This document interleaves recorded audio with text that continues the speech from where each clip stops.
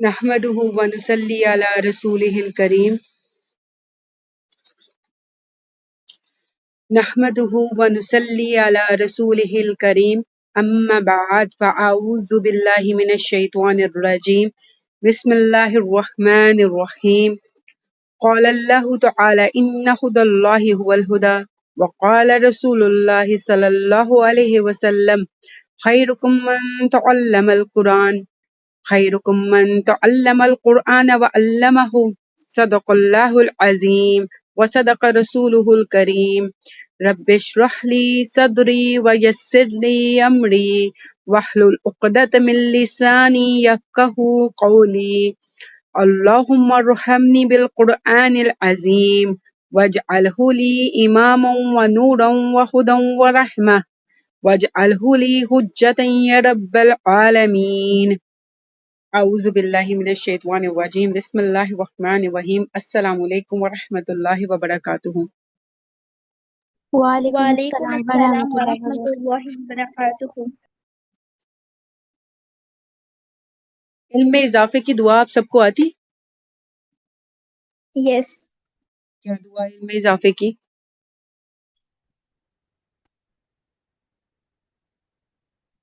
علم میں ربی زدنی علما، ربی زدنی علما، اے میرے رب میرے علم میں اضافہ فرما۔ اضافہ فرما۔ آپ کو پتہ ہے کہ علم میں کیا کیا باتیں آتی ہیں اور کس بنا پہ ہمیں جو ہے ایک خلافت کا شرف ملا تھا حضرت آدم علیہ السلام کو؟ چلیں وہ تو علم کی باتوں کا نہیں پتا، لیکن آپ کو پتہ ہے انسان کو فضیلت ملی تھی، وہ کس بنا پہ ملی تھی؟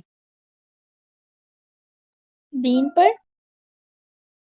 حضرت آدم علیہ السلام کو فضیلت دی تھی نا، فرشتوں نے سجدہ کیا تھا، تو کس بنا پر کیا تھا؟ اللہ تعالیٰ نے ایسی کون سی چیز دی تھی حضرت آدم علیہ السلام کو کہ فرشتوں کو کہا کہ سجدہ کریں؟ علم دیا تھا، علم دیا علم دیا تھا، تھا۔ نام سکھائے تھے، ہے نا، سیکھنا۔ ٹھیک ہے، تو ہم لوگ کیا کرتے ہیں؟ ہم سیکھتے ہیں، سمجھتے ہیں، ٹھیک ہے۔ ان باتوں کے لیے خلافت ایک زمین پہ دینا اپنے بندوں کو، اللہ تعالیٰ نے اس خوبی پر، اس بات پر فرشتوں کو کہا کہ سجدہ کرو۔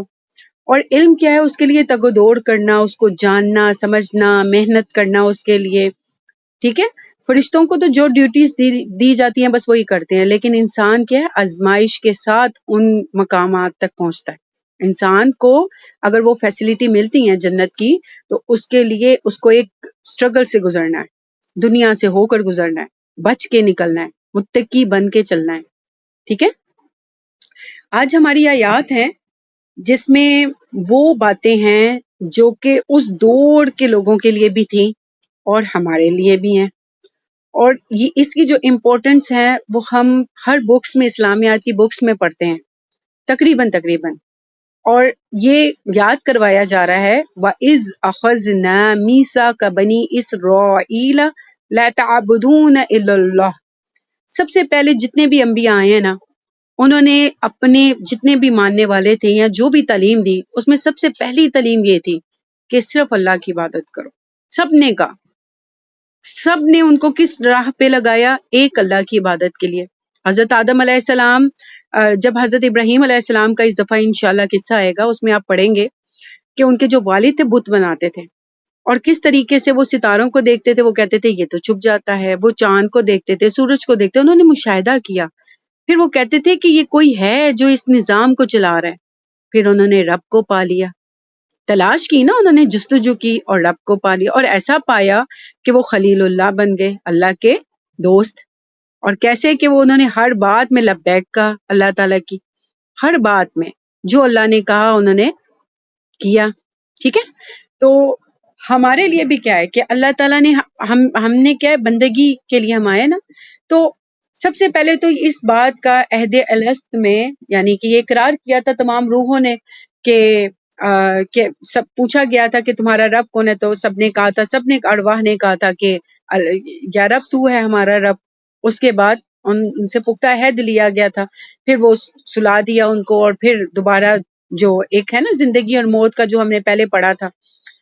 اب یہاں پر یہ بات کی جا رہی ہے وَإِذْ أَخَذْنَا مِيثَاقَ بَنِي إِسْرَائِيلَ لَا تَعْبُدُونَ إِلَّا اللَّهَ، اور جب لیا ہم نے پختہ عہد، عہد کسے کہتے ہیں؟ ہم نے ایک کمٹمنٹ کی، وعدہ وعدہ، کمٹمنٹ ہوتی ہے ایک پکی کمٹمنٹ، پختہ، بنی اسرائیل سے کہ تم عبادت نہیں کرو گے اللہ کے علاوہ، کیونکہ یہ لوگ اس وقت کے مسلمان تھے، یہ انبیاء کی اولادوں میں سے تھے، اور ہر انبیاء وصیت کر کے جاتے تھے۔ آپ جب حضرت یعقوب علیہ السلام کا پڑھیں گی نا قصہ، وہ بھی آئے گا انشاءاللہ تعالی جب نیکسٹ فرائیڈے آئے گی، تو اس میں دیکھیں گے کہ انہوں نے اپنے بچوں کو کیا نصیحت کی تھی، یہی کی تھی کہ اللہ کے یعنی شرک نہ کرنا، اللہ کے سوا کسی کی عبادت نہیں کرنا، یعنی ہر انبیاء نے جانے سے پہلے یہ پیغام اپنی اولادوں کو دے کر گئے کہ تم شرک، کیونکہ اللہ تعالیٰ شرک کی معافی نہیں، کہ تم اللہ کے سوا کسی کی عبادت نہیں کرو گے۔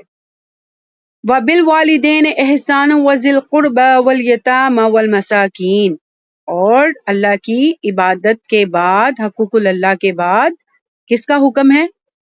والدین کے ساتھ احسان کرنا۔ اب احسان کا جو درجہ ہے وہ میں بتاتی ہوں، احسان کرنا کسے کہتے ہیں۔ والدین کے ساتھ احسان کرنا، اور رشتہ داروں کے ساتھ، یتیموں کے ساتھ، اور مسکینوں کے ساتھ۔ وَقُولُوا لِلنَّاسِ حُسْنًا، اور کہنا لوگوں سے اچھی بات۔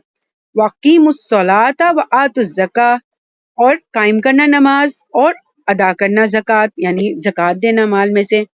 ثُمَّ تَوَلَّیْتُمْ إِلَّا قَلِیلًا، پھر منہ موڑ لیا تم میں سے مگر سوائے چند لوگوں کے، یعنی چند لوگوں نے اس کو اپنایا ان باتوں کو، اور باقی سب نے اس سے منہ موڑ لیا۔ وَأَنْتُمْ مُورِدُونَ، یعنی تم ہو ہی اعراض کرنے والے، پلٹنے والے، ٹھیک ہے۔ اب یہاں پر بنی اسرائیل سے عہد لیا گیا، اور ہمیں کیوں بتایا جا رہا ہے؟ تاکہ ہم جانیں کہ یہ سب کرنے کے کام ہیں، یہ سب جو کام بتائے جا رہے ہیں یہ سب کے کرنے کے کام ہیں، چاہے وہ مسلم ہے، نان مسلم ہے، یہ سب کے لیے یہ کام ہے۔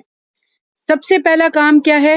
جتنے بھی انسان ہیں وہ صرف اور صرف اللہ کی عبادت کریں۔ یہ پیغام تمام انسانوں کے لیے کہ مت تم عبادت کرو مگر سوائے اللہ کی بندگی، حقوق اللہ کا اس میں ہے کہ اللہ کے نزدیک عبادت کون سی ہے؟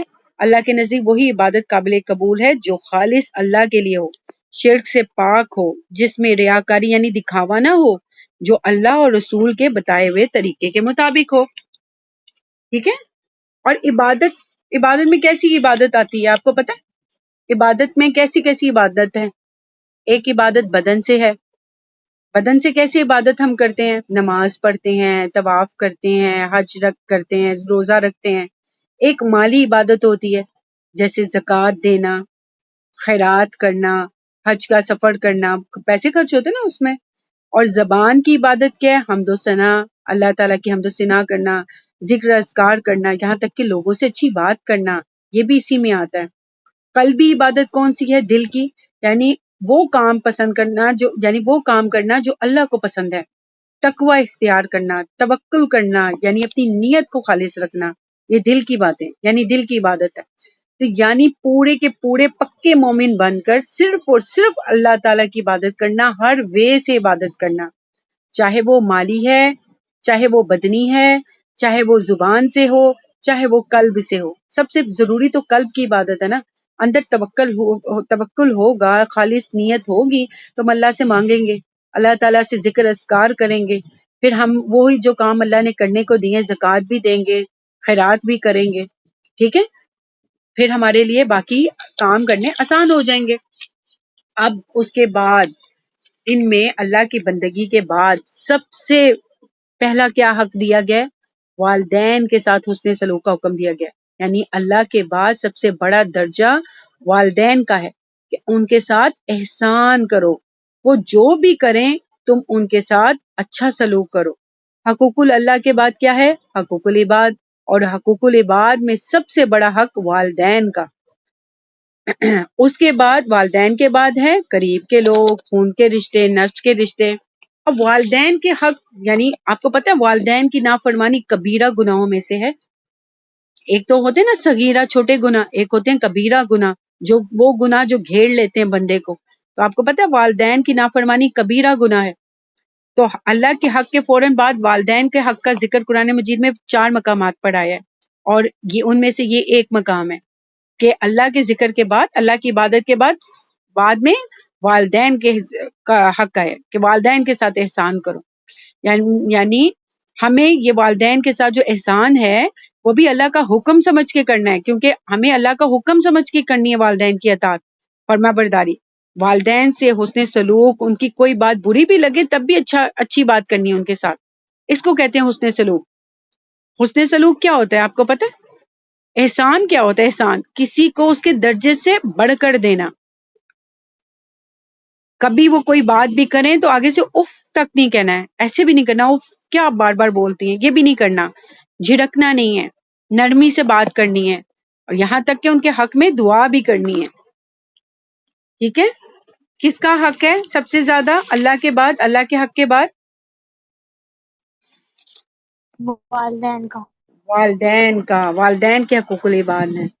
اچھا آپ کو پتہ ہے حسن کسے کہتے ہیں؟ حسن، یہ احسان جو ہے نا حسن سے نکلا ہے.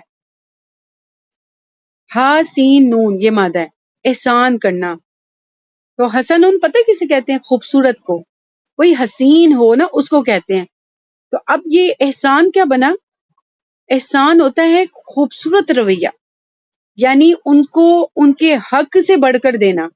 یعنی ایک ہوتا ہے نا کہ وہ ہمارے والدین ہیں تو ان سے بھی بڑھ کر ان کی خدمت کرنا، اف نہ کرنا، انہیں نہ جھڑکنا، نہ فرمانی نہیں کرنا، اور کیا کرنا؟ ضرورت کا ان کی خیال رکھنا.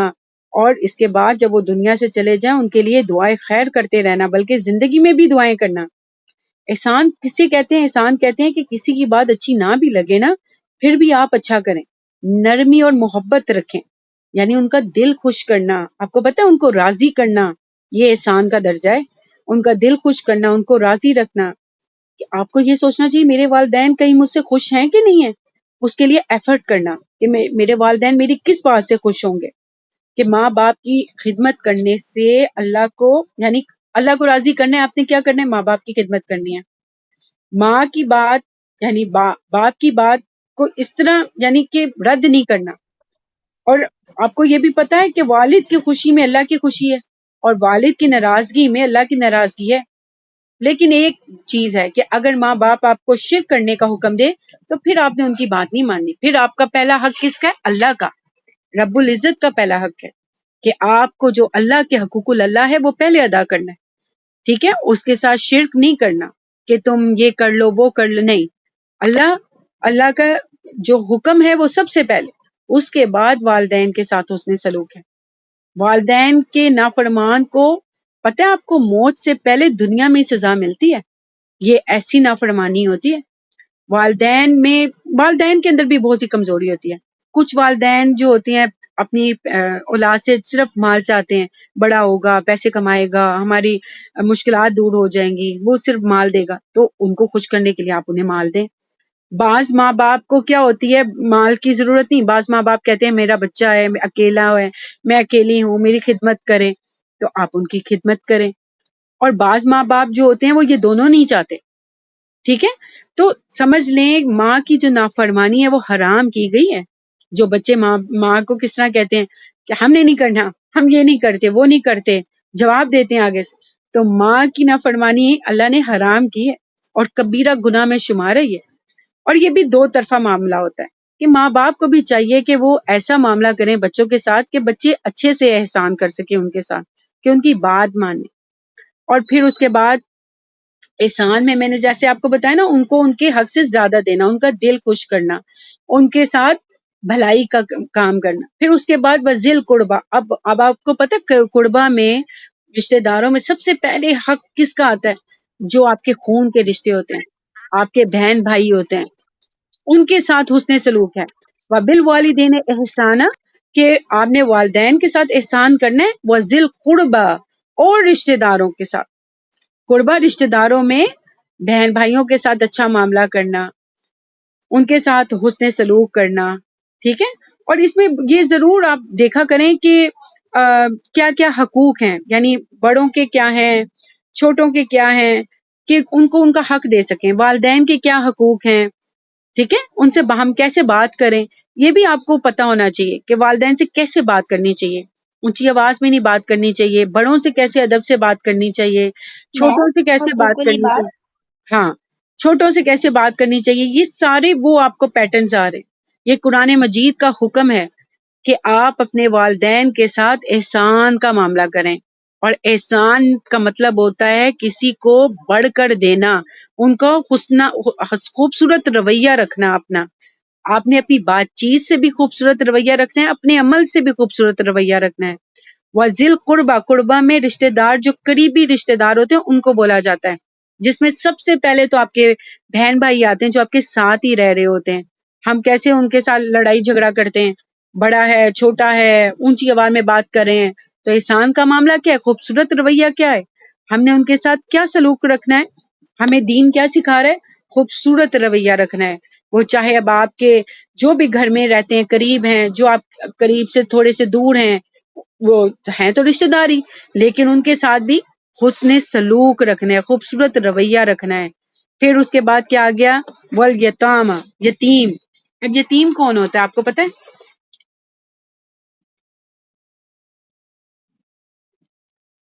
جس کے فادر نہیں ہوتے. جی، جس کے فادر نہیں ہوتے ہیں۔ یتیم ان چھوٹے اور نابالغ بچوں کو کہتے ہیں جن کے والد نہیں ہوتے، فوت ہو جاتے ہیں۔ اور مسکین ایسے غریب اور مفلس لوگ ہوتے ہیں جو اپنے بچوں کی پرورش اور دیگر ضروریات کو پورا نہیں کر سکتے، یعنی پورا ہوتا ہے ان کا، بس کھانا پورا ہو جائے تو بس وہ ہوتا ہے مسکین، انہیں بولا جاتا ہے۔ وہ اپنے بچوں کی پرورش اور دیگر ضروریات کو پورا نہیں کر سکتے، ان کے پاس یعنی پیسہ نہیں ہوتا، نہ حیثیت ہوتی ہے، اور وہ اپنی زندگی میں کوئی حرکت نہیں کر سکتے، ان کو بولا جاتا ہے۔ سب سے پہلے کیا ہے، حق اللہ کا حق، پھر اس کے بعد والدین کا حق، پھر اس کے بعد قریبی رشتہ داروں کا حق، رشتہ داروں سے نکل کے اب جو یتیم، جو سوسائٹی کا ایک حصہ ہیں، جن کو ہم نگلیکٹ کرتے ہیں، وہ ہماری سوسائٹی کا ایک حصہ ہیں، اور مسکینوں کا حق، ٹھیک ہے، یتیم اور پھر مسکینوں کا حق۔ اب دوسری بات کیا آتی ہے، وقول للناس حسنا، اور لوگوں سے اچھے سلوک سے بات کرنا۔ آپ کو پتہ ہے اچھی اخلاق کیا ہوتا ہے؟ سب سے پہلے تو آپ کو دے دیا والدین کے ساتھ حسن سلوک، پھر رشتہ داروں کے ساتھ اچھی بات کرنا۔ اب وہ جو جن کو آپ اچھا سمجھتے، جن کو آپ نہیں بھی اچھا سمجھتے، لوگوں سے، لوگ میں کیا آ جاتے ہیں، جو آپ کے پاس ہیں، جو آپ سے دور ہیں، سب لوگ، جتنے بھی لوگ ہیں، چاہے وہ دین میں ہیں یا دین سے الگ ہیں۔ جب حضرت موسیٰ علیہ السلام کو بھیجا گیا تھا نا فرعون کے پاس، تو اللہ تعالیٰ نے کہا تھا کہ نرمی سے بات کرنا۔ حالانکہ فرعون کتنا جابر تھا، اللہ کا دشمن بھی تھا، خود کو خدا کہتا تھا، لیکن کیا کہا گیا تھا کہ اس سے بات کرنا تو نرمی کے ساتھ، یعنی اخلاق کو اچھا رکھنا، مناسب بات کرنا ہوتا۔ اور نبی صلی اللہ علیہ وسلم نے فرمایا ہے، نبی صلی اللہ علیہ وآلہ وسلم نے فرمایا کہ اکثر لوگ اپنی زبان اور شرمگاہ کی حفاظت نہ کرنے کی وجہ سے جہنم میں جائیں گے۔ اب کیا ہے، وہ اتنا سب کچھ کرتے ہیں لیکن کس وجہ سے جہنم میں جائیں گے؟ اپنی زبان اور شرمگاہوں کی حفاظت نہ کرنے کی وجہ سے جہنم میں جائیں گے، یعنی اپنی حیا اور زبان کی حفاظت نہیں کرتے تھے۔ اور جس نے اپنی زبان روک لی تو اللہ تعالیٰ نے اس کی پردہ پوشی کی۔ اب اس نے روک لی سے کیا مراد ہے کہ جب انسان بولتا ہے تو اس کی اچھائی برائی ظاہر ہوتی ہے نا، تو اب اس کی اچھائی برائی ظاہر نہیں ہوگی تو اس کی پردہ پوشی ہوگی۔ انسان کی جو شناخت ہوتی ہے نا، اس کی گفتگو سے ہوتی ہے، گفتگو با مقصد ہو، اس میں فضول گوئی نہ ہو۔ اللہ کو 3 چیزیں پسند نہیں ہیں، ایک تو بے مقصد گفتگو کرنا، دوسرا غیر ضروری سوالات کرنا جس کا کوئی مطلب ہی نہیں ہو، ایسے سوالات کرنا، اور تیسرا مال کا ضائع کرنا۔ جو چھوٹے دماغ والے لوگ ہوتے ہیں نا، وہ اکثر پتہ ہے کیا بات کرتے ہیں؟ اچھا 3 کیٹیگری کے لوگ ہوتے ہیں۔ ایک وہ لوگ ہوتے ہیں جن کا مائنڈ بہت شارٹ ہوتا ہے، چھوٹا ہوتا ہے، وہ کہتے ہیں فلاں یہ ہے، فلاں نے یہ پہنا ہے، فلاں نے یہ کیا ہے، فلاں نے یہ کیا، وہ لوگوں کو دیکھتے ہیں۔ اور جو اس سے یعنی درمیانہ طبقہ ہوتا ہے نا، وہ دیکھتے ہیں وہ کیا ڈسکس کرتے ہیں، وہ ایونٹ ڈسکس کرتے ہیں کہ آج ملک میں کیا ہو رہا ہے، آج فلاں جگہ کیا ہو رہا ہے، وہ اس قسم کی باتیں کرتے ہیں۔ جو گریٹ جو ہوتے ہیں نا تھنکر، وہ ڈسکس کیا کرتے ہیں، آئیڈیاز، کہ میں نے اب کیا گول کرنا ہے، مجھے اب کیا کرنا ہے آگے بڑھ کر، اب میں نے کون سی ایسی چیز ہے جس کو میں نے یعنی اپنا کم کرنا ہے، جو میرے برائی ہے اس کو ختم کرنا ہے، اور میں نے اپنی اس چیز کو پروموٹ کرنا ہے، یعنی اس اچھائی کو میں نے آگے لے کر آنا ہے۔ وہ اس بارے میں سوچتے ہیں، آئیڈیاز کو ڈسکس کر رہے ہوتے ہیں۔ اور ایک دوسری بات یہ ہے کہ جو ہم جیسی بات ہو نا اس میں بناوٹ نہیں ہونی چاہیے۔ بعض لوگ بہت بناوٹی بولتے ہیں، تو یہ جو بناوٹی لوگ ہوتے ہیں نا، نبی صلی اللہ علیہ وسلم کو ایسے لوگ پسند نہیں تھے، تو وہ بھی جو نبی صلی اللہ علیہ وسلم کی مجلس سے کوسوں دور ہوں گے جو بناوٹی لوگ ہوتے ہیں۔ قول و فعل میں تضاد نہیں ہونا چاہیے، یعنی ہماری بات کرنے میں اور ہمارے عمل کرنے میں تضاد نہ ہو۔ ہم دوسروں سے تو بہت اچھی طرح بات کریں، لیکن کسی سے ایسی بات کریں، کسی سے جھڑک کے بات کریں، سب سے ایکول للناس، لوگوں سے حسن، اچھی بات۔ حسن کیا ہے؟ خوبصورت بات کرنا، اچھی بات کرنا۔ اب باتوں میں کون کون سی بات کرنے کے آداب کیا ہیں؟ ہمیں سب سے پہلے تو نیکی اور خیر خواہی کی بات کرنی چاہیے، نرمی سے بات کرنی چاہیے، آہستہ آواز میں بات کرنی چاہیے، اور والدین سے بات کرنے کے بھی آداب ہمیں پتہ ہوں کہ والدین سے کیسے بات کرتے ہیں۔ ان کے سامنے اف نہیں کرنی ہے، ان کو آگے سے جواب نہیں دینا ہے، اپنوں سے بڑوں سے کیسے بات کرنی ہے، اپنوں سے چھوٹوں سے کیسے پیار محبت سے بات کرنی ہے۔ اب آپ چھوٹوں کو بڑی بڑی باتیں بتائیں گے، وہ سمجھیں گے؟ نہیں سمجھتے نا۔ تو اپنے چھوٹے بہن بھائیوں سے کیسے بات کرنی ہے، ذی القربہ احسان کیا خوبصورت رویہ کیسے رکھنا ہے آپ نے، نہ آواز اتنی آواز آہستہ ہو کہ دوسروں کو تنگی ہو کہ یہ کیا کہہ رہا ہے۔ آواز کیسی ہونی چاہیے؟ گفتگو واضح اور صاف، نہ اونچی آواز ہو جس سے کسی کو تکلیف ہو کہ چیخ چیخ کے بولنا شروع کر دیں۔ آپ کو پتہ ہے آواز میں سب سے بری آواز گدھوں کی آواز ہوتی ہے، قرآن مجید میں سورہ لقمان میں ہے۔ تو اتنی اونچی آواز سے بات نہیں کرنی چاہیے، نہ ہی دور سے آواز سے پکارنا چاہیے، چیخنا چاہیے۔ دور سے آوازیں دے رہے ہیں آپ، چیخ رہے ہیں، چلا رہے ہیں، اس طرح تیز تیز بھی نہیں بولنا چاہیے۔ اپنا چہرہ پھیڑ کر، یعنی منہ پیچھے پھیڑ کر بات نہیں کرنی چاہیے کسی سے بھی، یہ بھی اخلاق کے خلاف ہے۔ تو ایک تو تیوری چڑھا کے بھی نہیں بات کرنی چاہیے، ایک چہرے پہ ہلکی سی مسکراہٹ ہو، لوگوں سے اچھی بات کرنا۔ پتہ ہے آپ کو مسکرا دینا بھی صدقہ ہے۔ اور اگر آپ کو یہ بھی پتا ہونا چاہیے کہ آپ جو بھی بات کر رہے ہوتے ہیں نا، سب لفظ لکھے جا رہے ہیں، آپ کا ایک ایک ایکشن اور ایک ایک الفاظ لکھا جاتا ہے۔ یہ جو کرامن کاتبین بیٹھے ہیں نا، وہ آپ کی ایک ایک جو ویلیوز ہے اس کو لکھ رہے ہیں۔ ایک سٹینڈرڈ ہونا چاہیے ایک مومن کا، کیا ہے کہ ہم نے ہر چیز میں ایک سٹینڈرڈ ہونا چاہیے کہ ہم ایک مومن ہیں۔ آپ کو پتہ جنت میں اگر آپ اس طرح آوازیں لگائیں گے تو کیا اچھے لگیں گے؟ ہماری گفتگو کیسی ہے، کیسی ہونی چاہیے؟ اس کے لائق ہونی چاہیے نا، ہمارا معیار بھی اس کے لائق ہونا چاہیے۔ وہاں کی نعمتیں، وہاں کی جو لگژریز ہیں جو ہمیں ملیں گی، تو ہم نے تو اس کے معیار کے مطابق بنانا ہے اپنی خود کو، ٹھیک ہے؟ اب اس کے علاوہ اور کون کون سی باتیں ہیں؟ اور دو چار باتیں چلے میں بتاتی۔ کوئی کام نہیں کرتا تو ہم بار بار اس کو ٹونٹ کرتے ہیں، تمہیں یہ کہا تھا تم نہیں کرے، تمہیں یہ کہا تھا نہیں کرے۔ پیرنٹس بھی کرتے ہیں، تو نہیں کرنا چاہیے اس طرح بار بار ایک بات کو بار بار کسی پہ کرنا کہ آپ یہ کرو یہ کرو یہ کرو، ایسے نہیں بات کرنی چاہیے۔ غیبت چغلی نہیں کرنی چاہیے، اسے پرہیز کرنا چاہیے۔ الزام تراشی نہیں کرنی چاہیے، تم نے کیا تھا تم نے کیا تھا۔ اور گالی گلوچ نہیں کرنی چاہیے، کیونکہ جو منافق ہوتا ہے نا وہ گالی گلوچ پر آتا ہے۔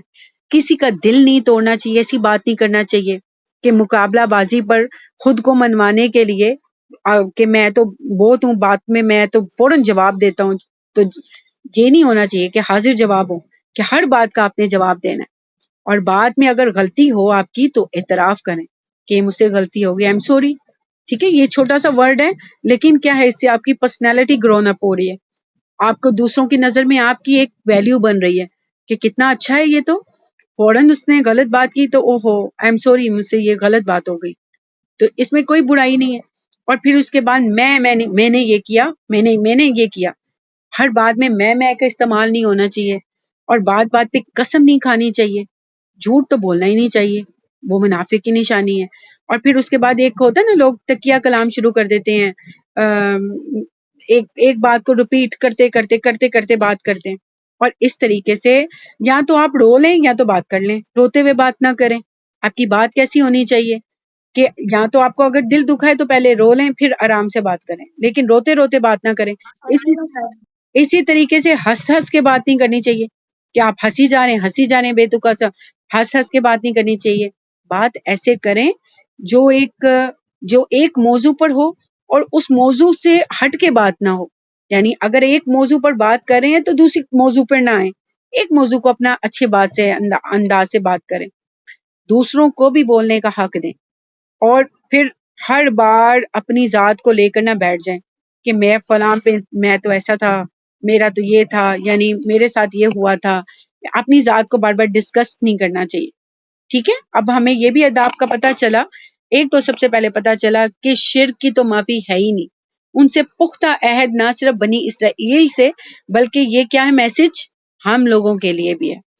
کہ کیا میسج ہے؟ یہ ہر دوڑ کے لوگوں کے لیے تھا کہ تم اللہ کے سوا کسی کی عبادت نہیں کرو گے.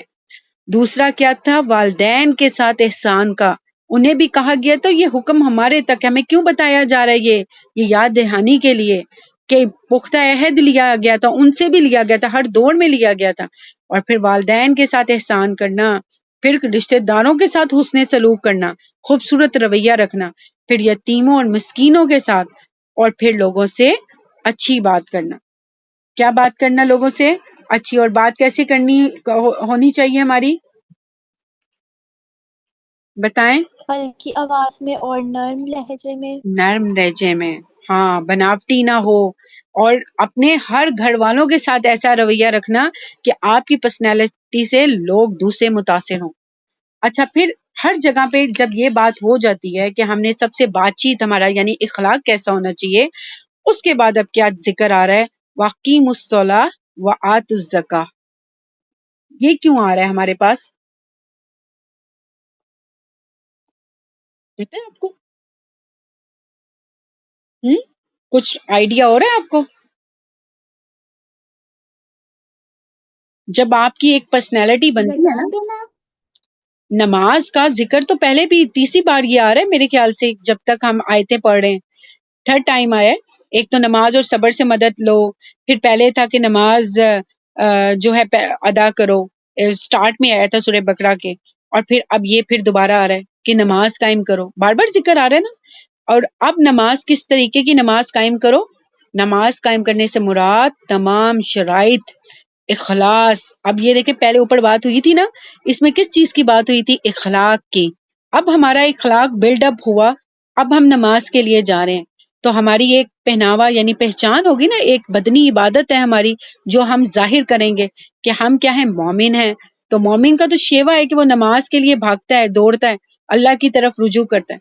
تو نماز قائم کرنے سے مراد تمام شرائط، اخلاص، خشوع کے ساتھ، قبلہ رخ ہو کر، صحیح طہارت کے ساتھ، صحیح کپڑوں یعنی ستر میں، اور وقت کی پابندی کا خیال رکھتے ہوئے، اور ہمیں نماز کا ترجمے کو سمجھتے ہوئے نماز کو ادا کرنا. اب نماز کس طریقے کی ادا کرنا؟ یہ ہمارا اخلاق بلڈ اپ ہوا کہ اللہ کے سوا ہم نے اخلاص کے ساتھ کسی کی عبادت نہیں کرنی، والدین کے ساتھ حسن سلوک کرنا ہے، رشتہ داروں کے ساتھ اچھا بیہیو کرنا ہے، یتیموں کے ساتھ، مسکینوں کے ساتھ، اور لوگوں سے، عام لوگوں سے جس سے بھی ہم مل رہے ہیں رستے میں، ان سے اچھی بات کرنی ہے. اب ایک پہناوا جو ہمارا ایک دینی مذہبی ہے کہ نماز کو قائم کرنا، یعنی اللہ کا جو بندے کا اللہ کے ساتھ جو تعلق ہے وہ قائم نماز کے ذریعے ہوتا ہے. پھر اس کے ساتھ ہی کیا دے دیا گئی، بات کی گئی، وَآتُوا الزَّکَاةَ. زکوٰۃ کے ذریعے کیا ہوتا ہے؟ یہ جو غریب، مسکین، یہ جو اوپر ذکر ہوا ہے، یہ جو قریبی مستحقین جو ہوتے ہیں ان کی زندگیوں میں بھی خوشیاں آتی ہیں. ٹھیک ہے، تو یہ کیا ہے؟ نماز قائم کرنا اور زکوٰۃ ادا کرنا. اب یہ ان کو کہا گیا تھا، بنی اسرائیل سے ان باتوں کا پکا وعدہ لیا گیا تھا. اب ان باتوں کو چند لوگوں کے علاوہ سب نے توڑ دیا اور حق سے منہ موڑ لیا. آج بھی اگر ہم ان باتوں کو اپنائیں تو ہمارے اندر سے خرابیاں دور ہو جائیں.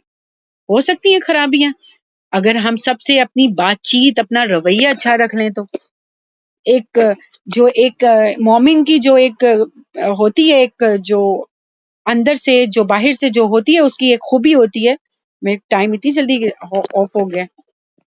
چلیں اب ہم اس کے بارے میں تھوڑا سا آگے پڑھ لیتے ہیں، پھر اس کے بعد واپس آئیں گے. وَإِذْ أَخَذْنَا مِيثَاقَكُمْ لَا تَسْفِكُونَ دِمَاءَكُمْ وَلَا تُخْرِجُونَ أَنفُسَكُمْ مِنْ دِيَارِكُمْ ثُمَّ أَقْرَرْتُمْ وَأَنْتُمْ تَشْهَدُونَ. اور جب ہم نے لیا پختہ عہد تم سے، نہ تم بہاؤ گے خون اپنے، نہ تم نکالو گے اپنے نفسوں کو اپنے گھروں سے، پھر تم نے اقرار کیا اور تم گواہی دیتے ہو. یعنی ان سے ایک عہد لیا گیا تھا کہ تم اپنا خون نہیں بہاؤ گے، یعنی آپس میں جنگ نہیں کرو گے، جیسے مسلمان کی لڑائیاں ہوتی ہیں نا، یہ نہیں کرو گے، باہم خون ریزی نہیں کرو گے، تم سب بھائی بھائی بن کے رہو گے، اور تم ان کو نہیں نکالو گے ان کے گھروں میں سے، اور اگر تمہارے لوگوں میں سے کوئی گرفتار ہو جائے تو کیا کرو گے، تم ان کو فدیہ دے کر، پیسے دے کر چھڑاؤ گے مسلمانوں کو، یعنی اس وقت کے جو لوگ تھے. حضرت موسیٰ اور حضرت ہارون کی جب وفات ہوئی تھی، یہ پچھلے واقعات جب گزرے تھے آپ کو بتایا تھا، میدان تیم میں جب ان کی وفات ہو گئی تو پھر انہوں نے بنی اسرائیل یوشع بن نون کی قیادت میں فلسطین کو فتح کرنا شروع کیا تھا. سب سے پہلے انہوں نے اریحہ شہر کو فتح کیا. انہوں نے وہاں پہ مرکزی حکومت قائم نہیں کی، بلکہ انہوں نے ایک حکومت قائم نہیں کی تھی وہاں پہ، بلکہ جب فلسطین کو پورا فتح کر لیا تو انہوں نے 12 قبیلوں نے اپنی اپنی 12 حکومتیں بنا لی تھی. یہ جو 12 تھے نا، 12 وہ نکلی تھی حضرت یعقوب علیہ السلام کے 12 بیٹے، ان سے 12 وہ بنے، قبیلے بنے، اور 12 قبیلوں نے اپنی 12 حکومتیں بنا رہی تھی.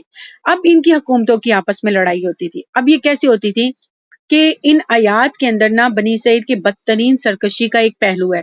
اب وہ کیا کرتے تھے، ان کی عادت تھی کہ اللہ نے جس بات کا عہد کیا ہو نا، وہ اس کو پورا نہیں کرتے تھے، اس کی خلاف ورزی کرتے تھے، یا کچھ مان لیتے تھے اور کچھ کو چھوڑ دیتے تھے، یہ کرتے تھے. اب مدینے میں عرب انصار کے 2 قبیلے تھے، اوس اور خزرج. آپ نے پڑھا ہوگا بکس میں، اوس اور خزرج 2 قبیلے تھے، ان کی آپس میں لڑائیاں رہتی تھی. عرب انصار کے 2 قبیلے تھے. اب اسلام سے پہلے ان دونوں کے اندر جنگ اور جدال کا سلسلہ جاری رہتا تھا. یہود کے جو، کیونکہ بنی اسرائیل یہودیوں کو بولتے ہیں نا، تو یہود کے جو قبائل تھے ان میں تھے بنو کینیکا، بنو نذیر اور بنو قریظہ. وہ بھی وہیں پہ آباد ہو گئے تھے. یہود کے جو قبیلے تھے 3، یہ 12 قبیلوں میں سے 3 قبیلے. اس میں سے یہ جو 3 قبیلے تھے نا، جب اوس اور خزرج کی جو لڑائی ہوتی تو بنو قریظہ اوس کا ساتھ دیتا، یہ عرب کا جو قبیلہ تھا یہ اوس کا ساتھ دیتا بنو قریظہ، اور بنو نذیر اور بنو کینیکا جو تھا خزرج کا ساتھ دیتا تھا.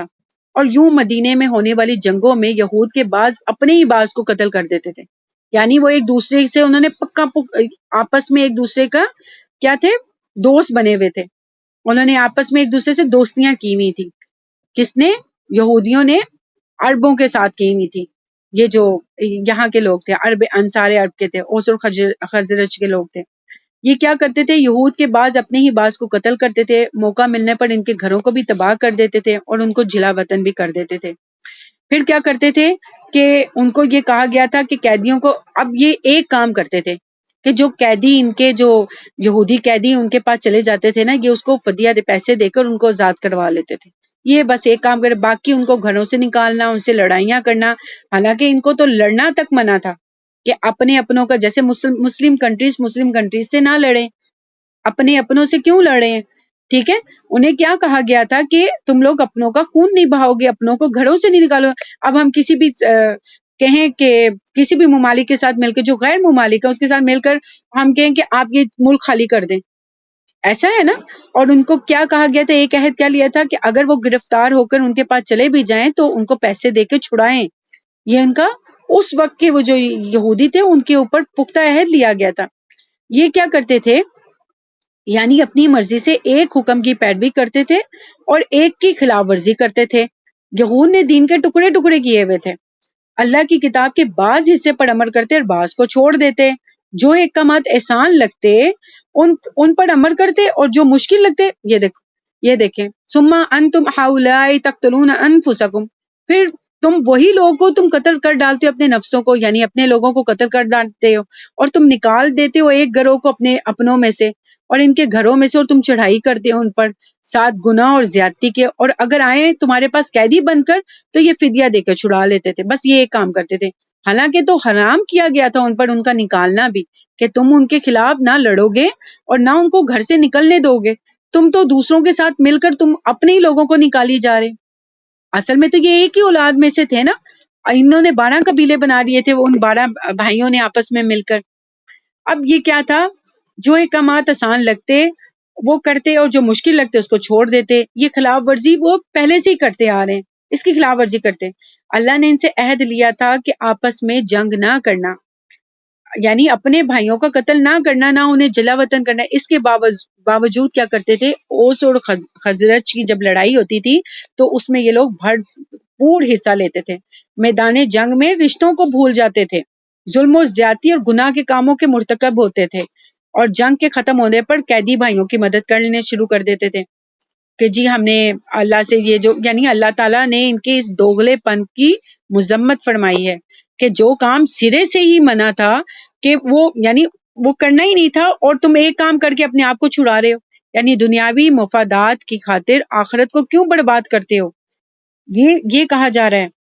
اور مگر یہ آگے کیا ہے کہ تم بعض کتاب کے بعض حصے کی تو کیا تم پھر ایمان لاتے ہو بعض حصے پر کتاب کے، اور تم کفر کرتے ہو ساتھ بعض کے، تو نہیں بدلہ اس کا جو کرتا ہے تم، یہ تو تم میں سے مگر رسوائی زندگی میں دنیا کی، یعنی اس کی کیا ہے، دنیا کی زندگی تو مختصر ہے اور آخرت کی زندگی تو ابدی ہے. تو آخرت کے یعنی کہ جو دائمی فائدے ہوتے ہیں اس کو نظر انداز کیا ہوا انہوں نے. اور دن قیامت کے وہ لوٹائے جائیں گے طرف شدید ترین عذاب کے، کہ ان احکامات کی خلاف ورزی کرنے پر قیامت کے دن ان سے عذاب ہلکا نہ کیا جائے گا، نہ کسی قسم کی مدد کی جائے گی. وَمَا اللَّهُ بِغَافِلٍ عَمَّا تَعْمَلُونَ، کہ اللہ تعالیٰ اس سے غافل نہیں ہے جو یہ حرکتیں کر رہے ہیں. اس سے ظاہر ہوتا ہے کہ مسلمانوں کو اللہ اور اس کے رسول کی اطاعت کرنے کا حکم ہے، یعنی جس کو آج کل اسی طرح سے نظر انداز کیا جاتا ہے جیسے یہود کرتے تھے، کہ دنیا میں ان کو اللہ نے ذلت اور رسوائی کی وعید سنا دی ہے اور آخر میں سخت عذاب، اور اللہ غافل نہیں ہے جو ہمارا طرز عمل ہے، اس سے سب اللہ تعالیٰ واقف ہیں کہ ہم پورے دین پہ چلتے ہیں کہ نہیں چل رہے ہیں. یعنی ایک بات پہ عمل کریں اور ایک بات کو چھوڑیں، نماز پڑھیں اوپر سے غلط کام بھی کری جا رہے ہیں. ایک گروہ نے تو کوئی ایک شے اپنے لیے حلال کر لی ہے، آج کل بھی یہی ہے. ملازمت کے لیے رشوت، جی رشوت ضروری ہے، جی رشوت کے بغیر گزارا نہیں ہے. کاروبار جو ہے، کاروباری طبقہ کی نظر میں کیا ہے، سود حلال ہے، جی اس کے بغیر کاروبار ہی نہیں چلتا ہے. تو اللہ کا کیا مطالبہ ہے، اللہ کا مطالبہ ہے کلی اطاعت، ہر چیز کی اطاعت کرنا، جزوی نہیں کہ ایک ایک جز کو پکڑ کے یہ کر لیا یہ نہیں کیا، یہ کر لیا یہ نہیں کیا. تو جزوی اطاعت اللہ کے ہاں قبول نہیں کی جاتی بلکہ الٹا منہ پہ دے ماری جاتی ہے. اولئک الذین اشتروا الحیات الدنیا، یہی وہ لوگ ہیں جنہوں نے خرید لی زندگی دنیا کی بدلے آخرت کے. فلا یخفف عنہم العذاب ولا هم ینصرون، یعنی تو ان سے عذاب ہلکا نہیں کیا جائے گا، نہ ان کی کوئی مدد کی جائے گی. اب نہ بنی اسرائیل کو اجازت تھی اور نہ ہم کو یہ اجازت ہے کہ کتاب کے بعض حصے کو لیں اور بعض کو چھوڑ دیں. اور ایمان کا تقاضا یہ ہے کہ پورے کے پورے دین میں داخل ہو، یعنی اپنے آپ کو پورا کا پورا اللہ کے سپرد کرنا. ٹھیک ہے، اب ہم اس کو دوبارہ سے پڑھتے ہیں کہ یاد کرو جب اسرائیل کی اولاد سے ہم نے پختہ عہد لیا تھا، یعنی یہ اس وقت کے یہودی مسلمان تھے جن سے پختہ عہد لیا تھا کہ اللہ کے سوا کسی کی عبادت نہیں کرنا. یہ حکم ہمارے لیے بھی ہے. ماں باپ کے ساتھ، رشتہ داروں کے ساتھ، یتیموں مسکینوں کے ساتھ نیک سلوک کرنا، حسن سلوک کرنا، اچھا رویہ، خوبصورت رویہ رکھنا، لوگوں سے بھلی بات کہنا، نماز قائم کرنا، زکوٰۃ دینا. مگر تھوڑے آدمیوں کے سوا تم سب اس عہد سے پھر گئے، اب تم ہو ہی پھرے ہوئے، یعنی تم تو پھر جانے والے ہو. پھر ذرا یاد کرو ہم نے تم سے مضبوط عہد لیا تھا کہ آپس میں ایک دوسرے کا خون نہ بہانا، ایک دوسرے بھائی نہ لڑنا اور ایک دوسرے کو گھروں سے نہ نکالنا، اور تم نے اس کا اقرار کیا تھا اور تم خود گواہ ہو اس بات پر. مگر آج تم وہی ہو جو اپنے بھائی بندوں کو قتل کرتے ہو، یعنی دوسروں کی دوستیوں میں کیا کرتے تھے، یہ لڑائیاں لڑتے تھے اور اپنی برادری کے کچھ لوگوں کو ان کے گھروں سے بھی نکال دیتے تھے اور ظلم و زیادتی بھی کرتے تھے، اور پھر جو ان کے ہاتھ مال آتا وہ بھی ہتھیا لیتے تھے، ان کے خلاف جتھے بندیاں کرتے تھے. اور جب وہ لڑائی میں پکڑے جاتے تھے اور تمہارے پاس آتے تھے تو ان کو کیا کرتے تھے، فدیہ دے کر کہتے اب چلے جاؤ، تمہارا گھر تو ہم نے لے لیا ہے، اب تم نکالنا ہی سرے سے تم پر حرام تھا. تو اب یہاں پر کیا ہے